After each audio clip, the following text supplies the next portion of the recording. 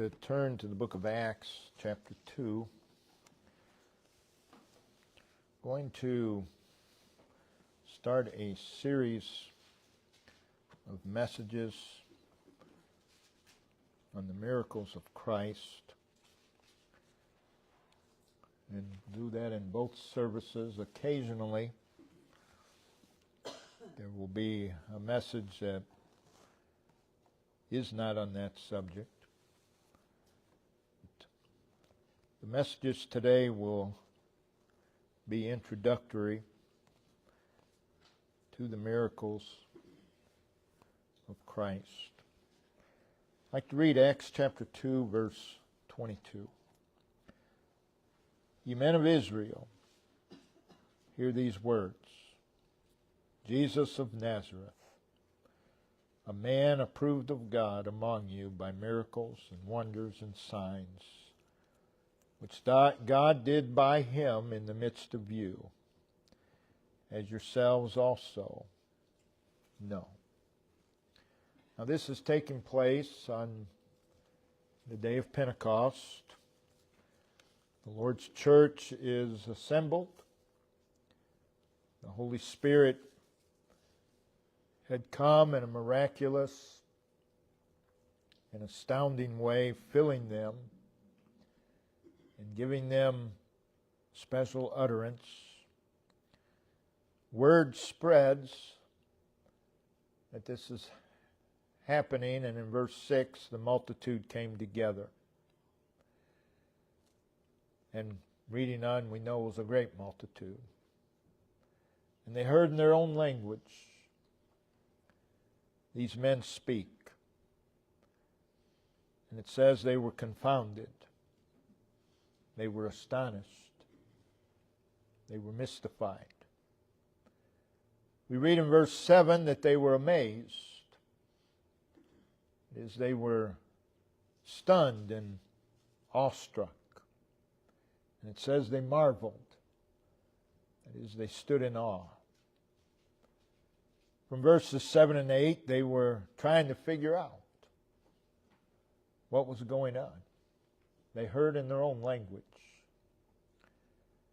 Behold, they say, are not all these which speak Galileans? And how hear we every man in our own tongue, wherein we were born? What was being spoken and heard, verse 11, is called the wonderful works of God. Peter was speaking concerning the wonderful works of God.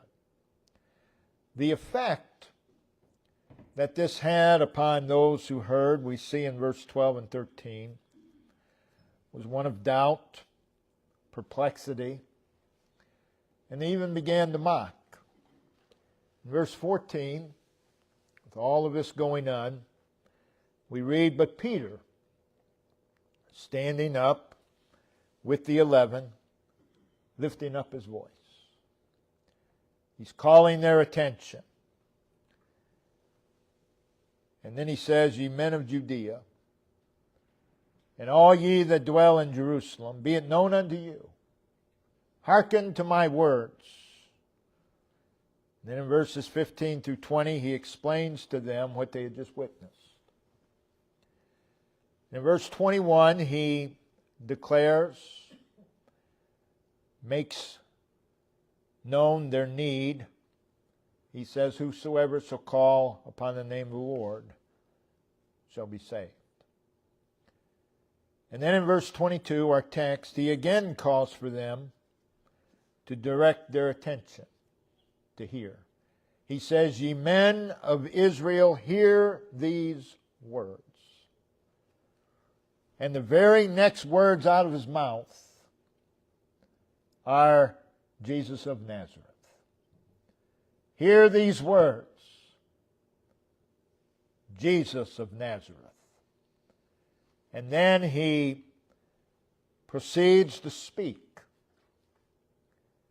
of Christ's ministry in verse 22, his dying in verse 23, his resurrection in verses 24 through 32, and His ascension in verses 33 through 35.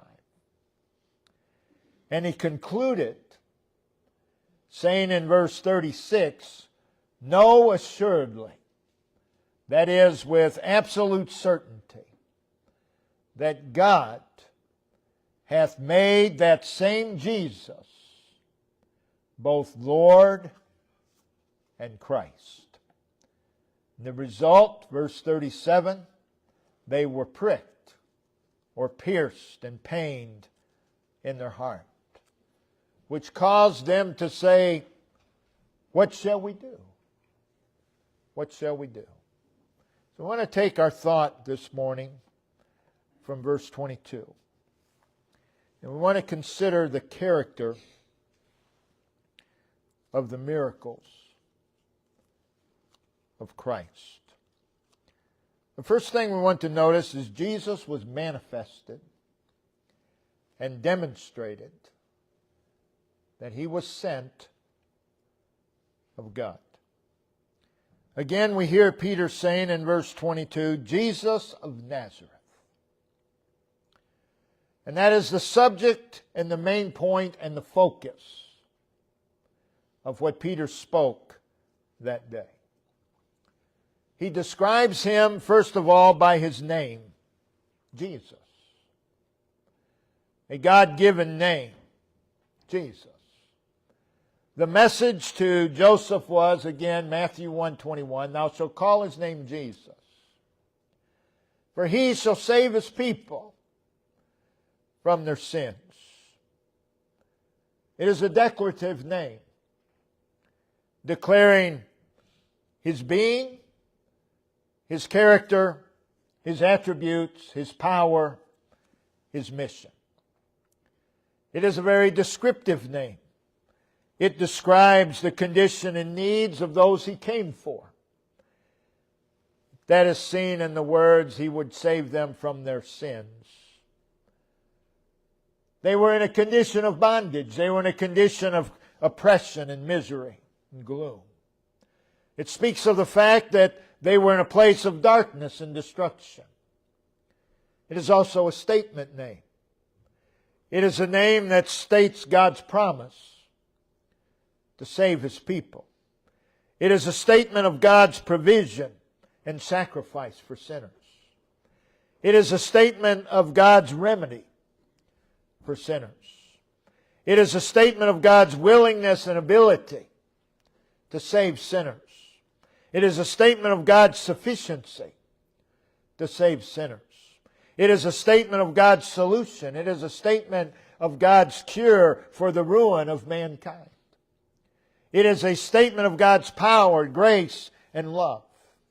Peter says, "Jesus of Nazareth," describing Him by the place where He was brought up. A place that was generally thought of as a place of contempt. Nazareth was a very poor area, a place of poverty. But listen, as Peter says, "Jesus of Nazareth, a man approved of God." Can any good thing come out of Nazareth? That was the question asked later. Jesus of Nazareth, a man approved of God.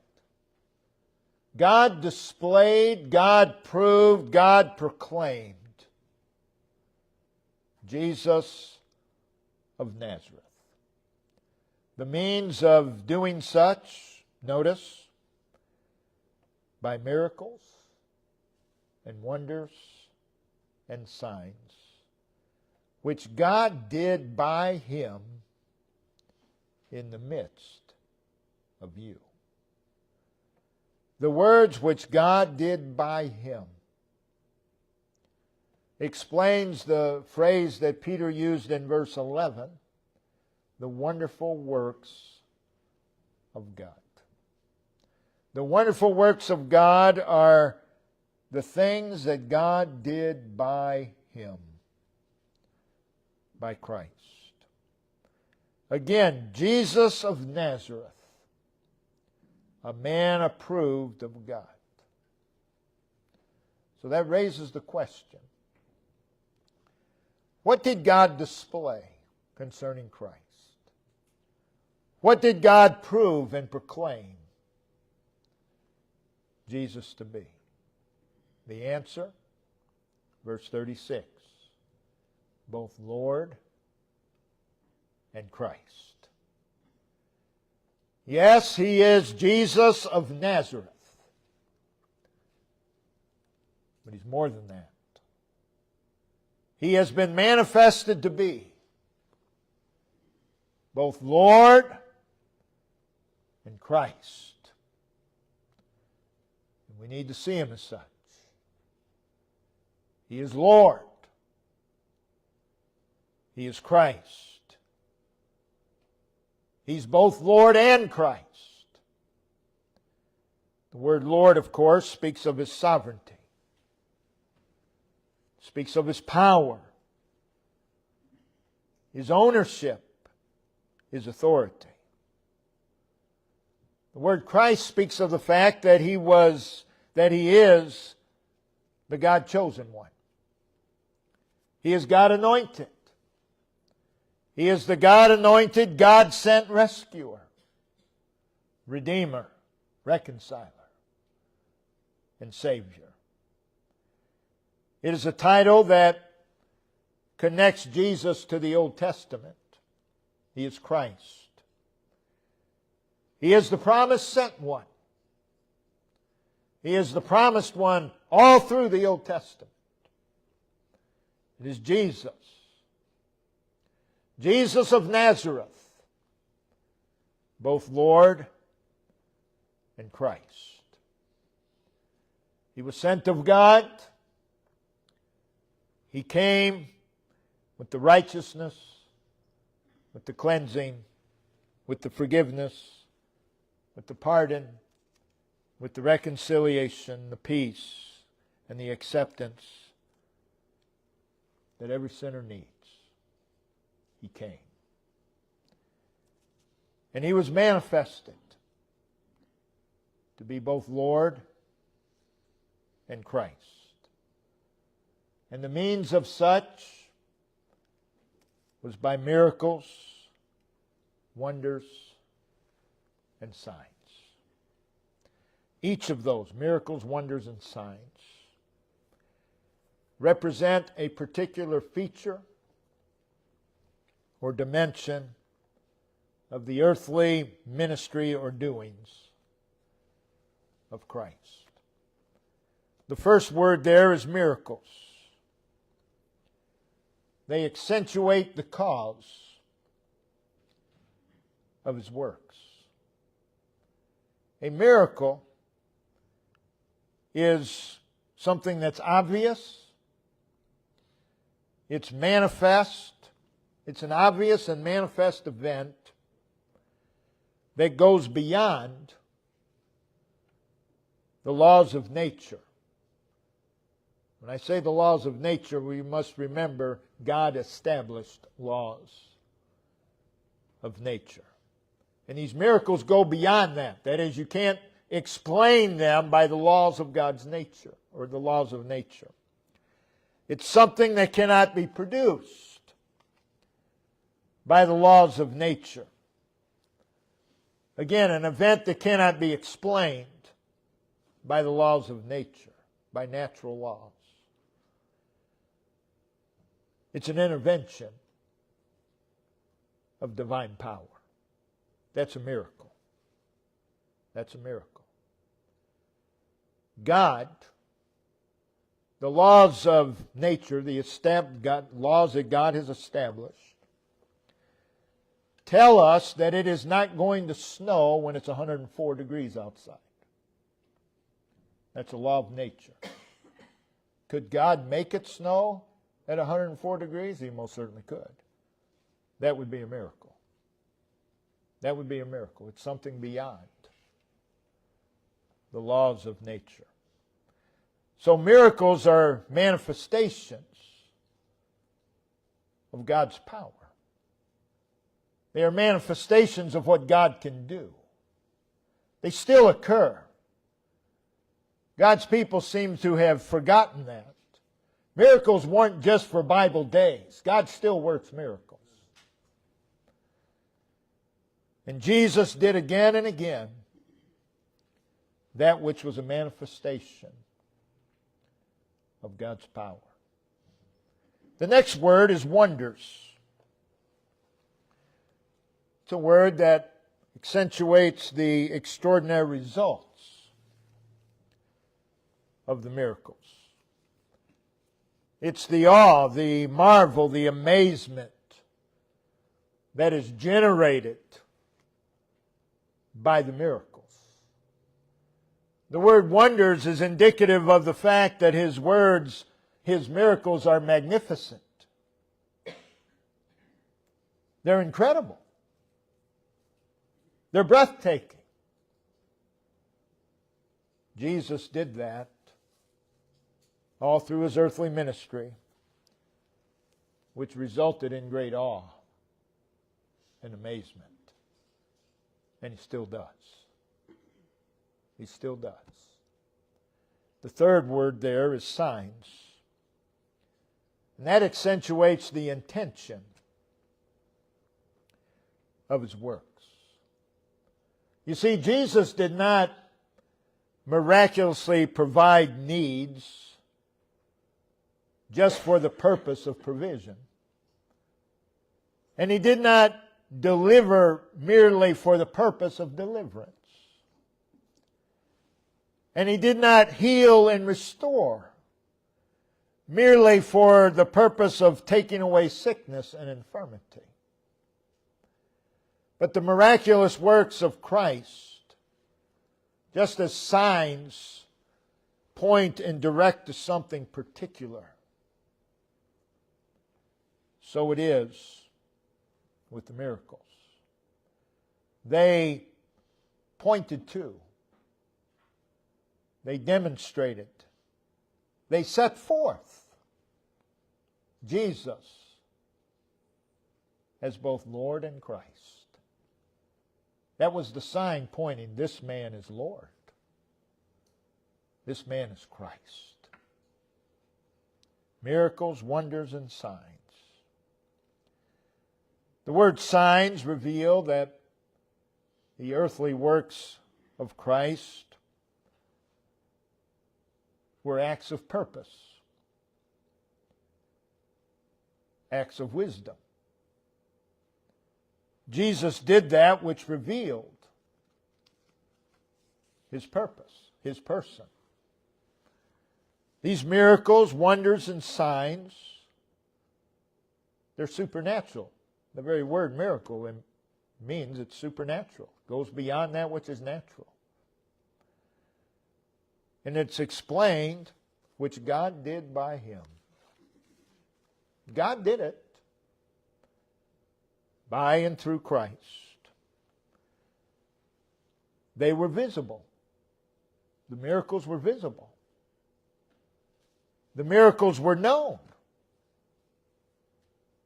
The miracles were undeniable. It says, in the midst of you. These miracles, wonders, and signs, they occurred in the very midst of you. As ye yourselves also know.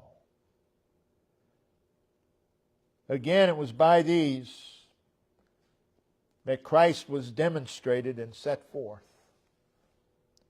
to be both Lord and Christ. If we pay attention, it is revealed every single day to us that He is Lord, that He is Christ. You got to pay attention. If you're paying attention, we see it over and over. In our very midst, that He is Lord. He is Christ. Secondly, these miracles, wonders, and signs, God did them by Him, but they are directly attributed to Christ. Each of the gospel writers gave eyewitness account of the miracles, the wonders, and signs. And they each directly attributed them to Christ. Following the first recorded miracle of Christ's earthly ministry, which we'll look at next week, John wrote, John 2 verse 11, "This beginning of miracles did Jesus." He didn't just say, "This is the beginning of miracles." He could have, but that's not what he said. He said, "This beginning of miracles did Jesus." He attributes that miracle, water to wine, to Jesus. And all the future miracles to Jesus. In John chapter 2, verse 23, we read of many that saw the miracles which He did. Which He did.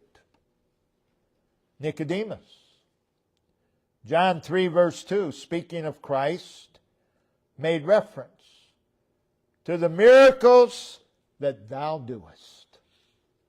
The miracles that thou doest. The phrase, the miracle that Jesus did, notice occurs in John chapter 4, verse 54. This is again the second miracle that Jesus did when He was come out of Judea into Galilee, which Jesus did. In John 6, verse 14, then those men, when they had seen the miracle that Jesus did, they take pains to make sure that they attribute the miracle to Christ, the gospel writers. The miracles that Jesus did. In John 6, verse 2, reference is made to a great multitude that saw His miracles which He did on them that were diseased. Not only are miracles directly attributed to Christ, they are said in John 15:24, which no other man did. He did what no one else has ever done. He still does. It's important that we realize these miracles, these wonders, these signs go far beyond what is recorded in the Gospels.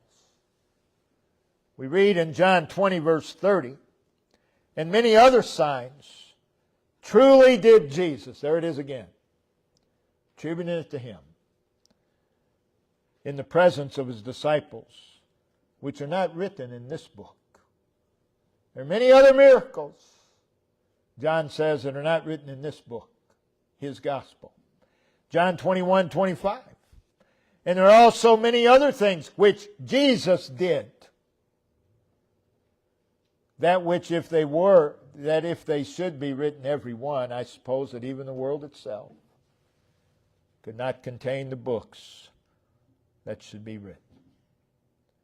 Jesus is the great miracle worker. Miracles are attributed to Him. Thirdly, these miracles, wonders, and signs, you can categorize them.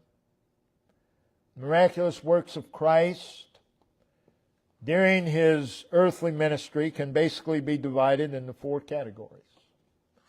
You have miracles over nature, such as calming storms, turning water to wine. Miracles of healing.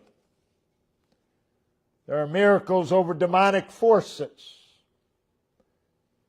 And there are miracles of resurrection, Christ raising the dead. The miracles over nature. We see Jesus as Lord over the forces of nature. In the miracles over nature, we see Him as the one who can transform one thing into another. Still can, by the way. Still does. The one who can turn a little or nothing into abundance.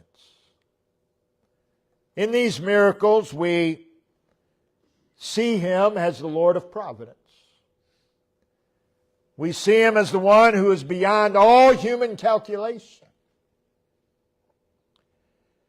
And each of those miracles over nature were done with ease. And they were free.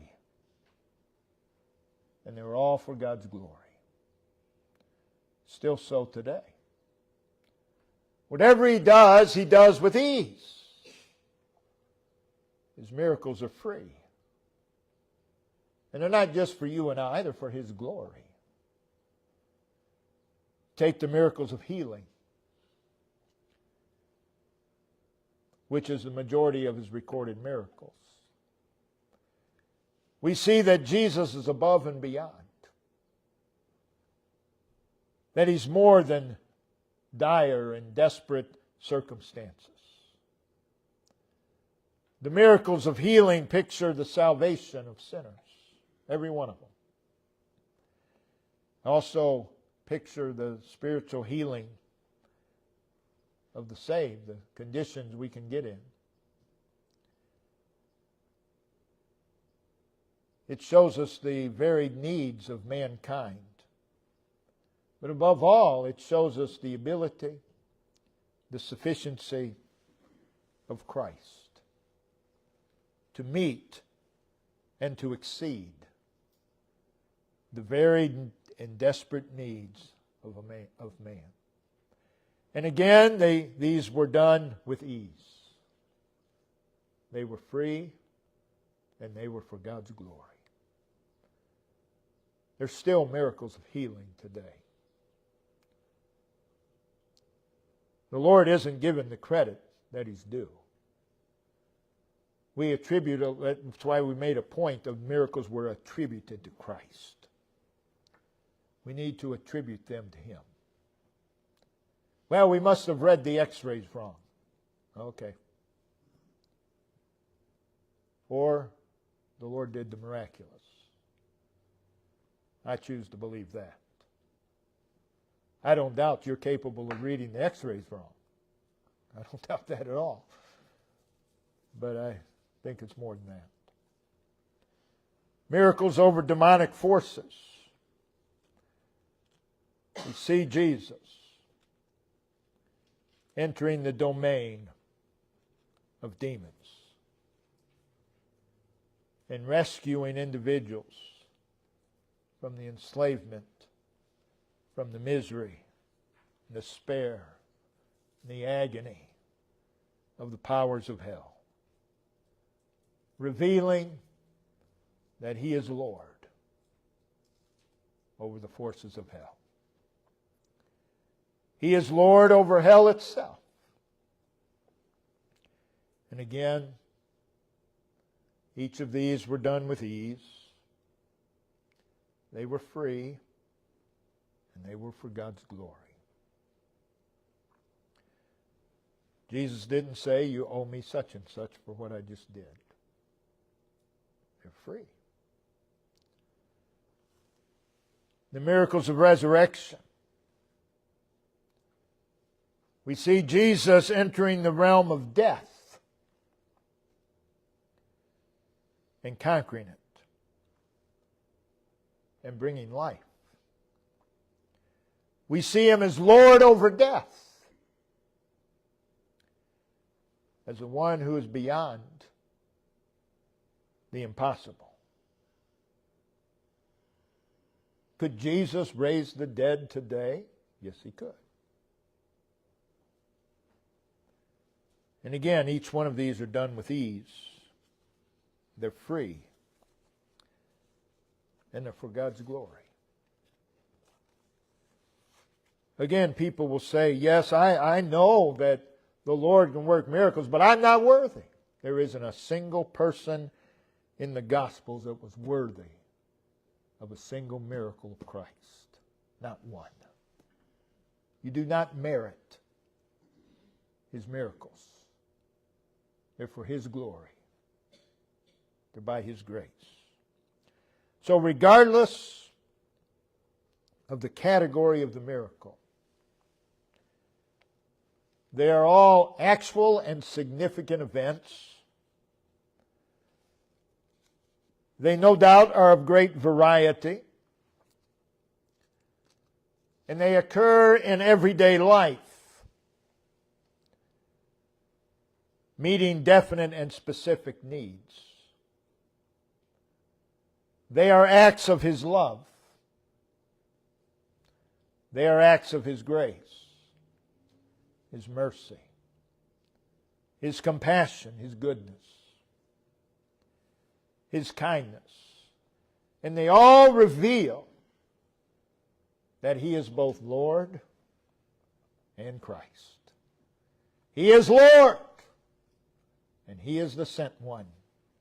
He is the promised Messiah. They reveal to us, these miracles, the absolute sovereignty, the dominion, the control, and the preeminence of Christ. And they reveal the providing, transforming, enabling, comforting power of Christ. And the all-sufficiency of Christ. In all of these miracles, wonders, and signs, He is revealed over and over to be the one who can. He is the one who can. Still is. Still is. In all of these, we see Jesus as the one who is above, beyond, and superior to all. We see that He is the solution, and He is the remedy to what plagues man. In all of these, we see there's none like Him. Both Lord and Christ. Fourthly, consider the design of Christ's miracles. All through the gospel accounts, we see Jesus showing up in the lives of men, women, and children of various backgrounds. We see Him showing up in the lives of those who are insignificant and unworthy and undeserving. And He shows them pity. And He shows them sympathy and tenderness and kindness. We see it over and over.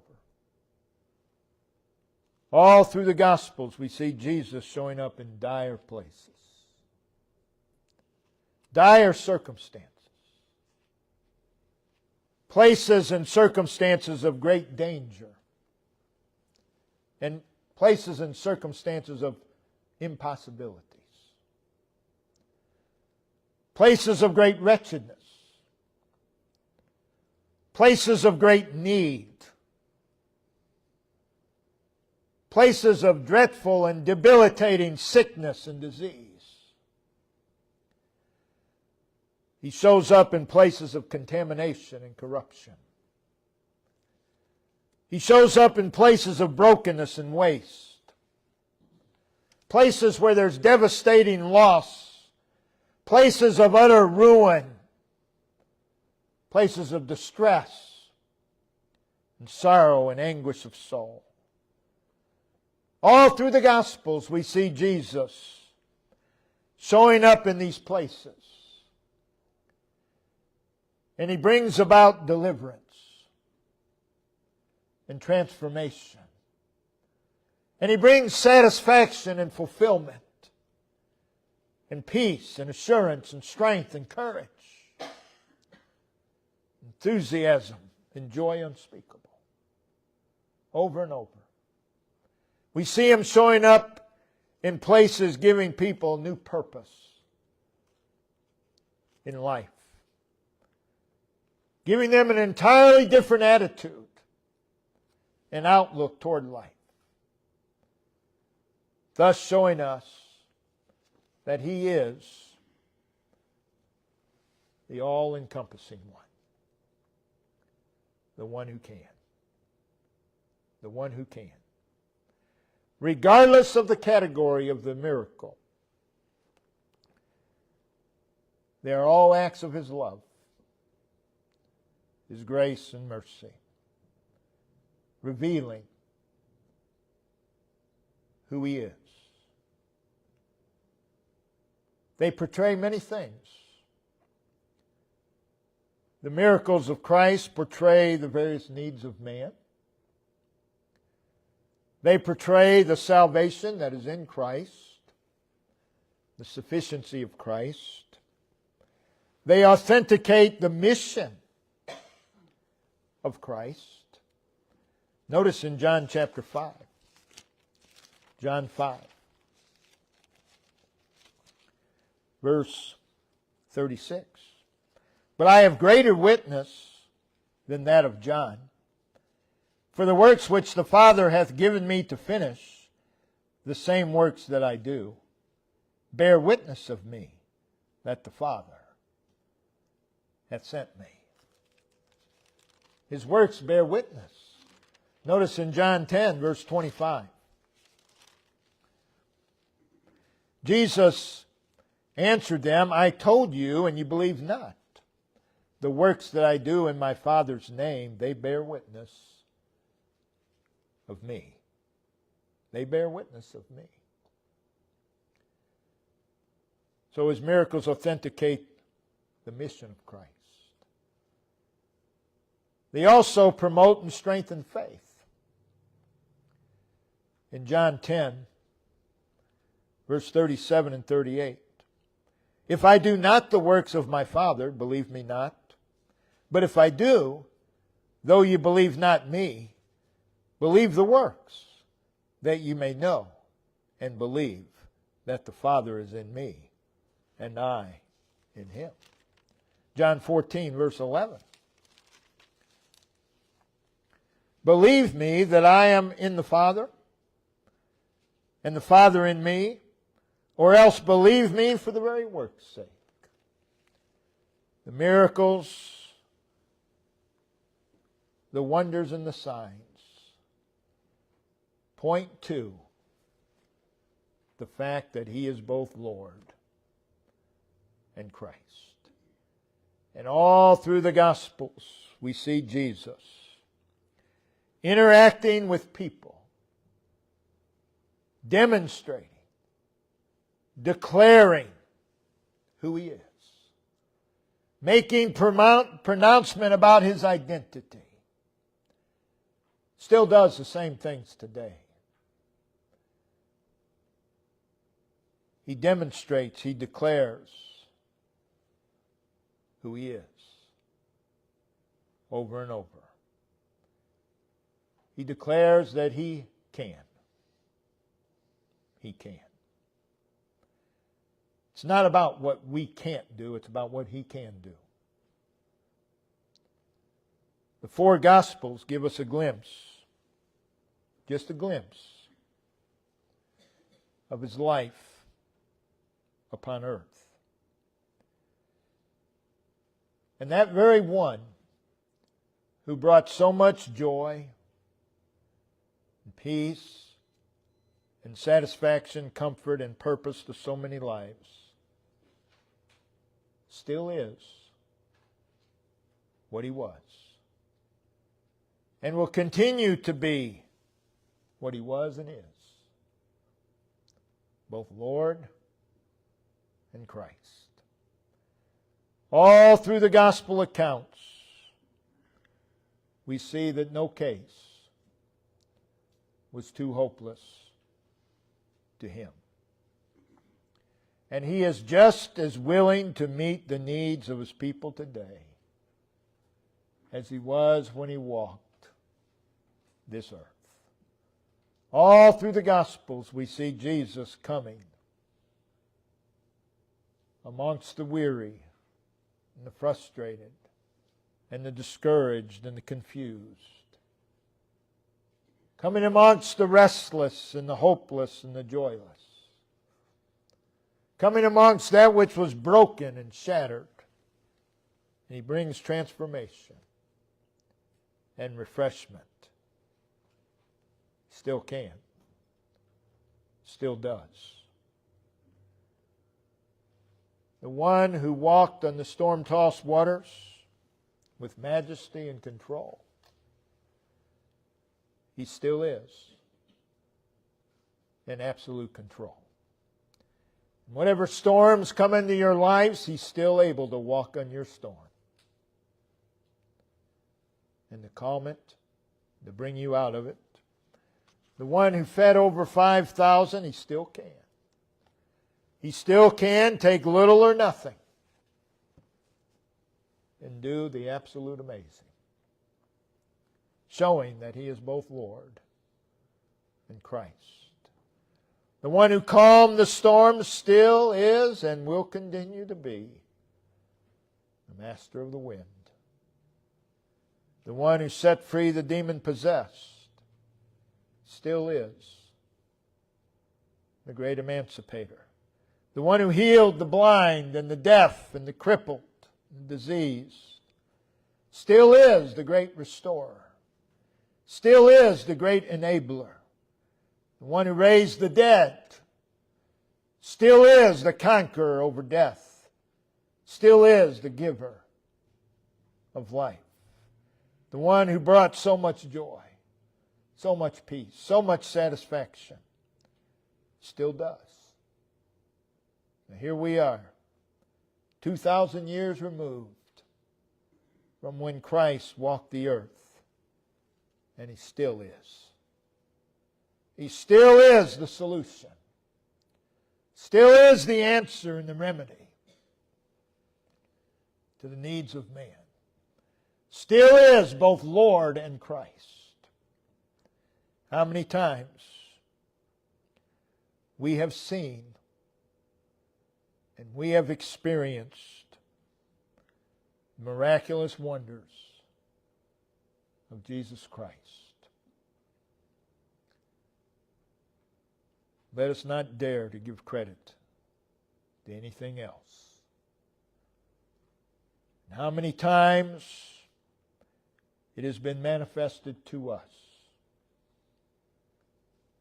If you pay attention, it's manifested every day, time and time again, that He is both Lord and Christ.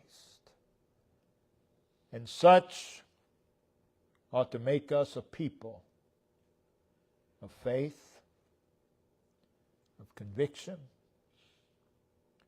of assurance, of peace, of hope, thanksgiving, and praise. So as we look at the miracles of Christ, they all bear witness that He is both Lord and Christ. Still is. Still is. Brother Ben, if you come and lead us